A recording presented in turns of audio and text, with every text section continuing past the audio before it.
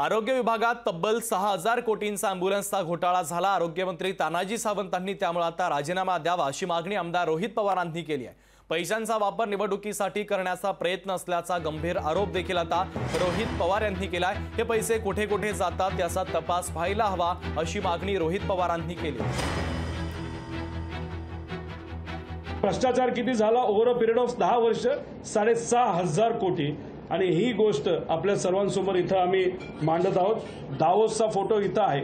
त्यामुळे हे जे काय झालेलं आहे ते चुकीचं झालेलं आहे। 6,500 कोटीचा त्याच्यामध्ये भ्रष्टाचार झालेला आहे आणि सरकारी दिलेले जे नियम आहेत सीबीसीचे ते गाईडलाईन्स कुठेही पाळले गेले नाहीत। आता ह्याच्यात आमचा असा प्रश्न आहे की याच्यामध्ये आरोग्यमंत्री जबाबदार आहेतच। एक तर त्यांनी त्यांची खुर्ची सोडावी, त्यांचं पद सोडावं। हा दलालीचा प्रकार आहे। बसल्या बसल्या मोठ्या प्रमाणात पैसा काढला गेला आणि तो कदाचित इलेक्शनमध्ये मोठ्या प्रमाणात हा येणार आहे। बीव्हीजीचा तर मोठा घोटाळाच आहे।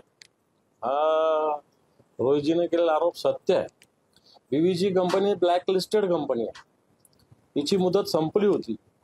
तिची मुदत संपल्यानंतर एक दुसऱ्या कॉन्ट्रॅक्टरनी हे कॉन्ट्रॅक्ट घेतलेलं आहे आणि हे कॉन्ट्रॅक्ट मागच्या दरापेक्षा दुपटीने आहे। आणि आता माझा आरोप आहे की जी एजन्सी आहे ती काम करत नाही, तिनं सब एजन्सी म्हणून पुन्हा बीव्हीजी नेमलेली आहे आणि बीव्हीजी खऱ्या अर्थानं ब्लॅक लिस्टेड कंपनी असताना तीच काम करते। निश्चित हा विषय निवडणुकीच्या प्रचारात समोर येईल। पुराव्यानिशी आम्ही सिद्ध करून दाखवू। माझ्याकडे तरी याचे सगळे पुरावे। लोकशाही मराठी ऐका, पहा, जागरूक रहा।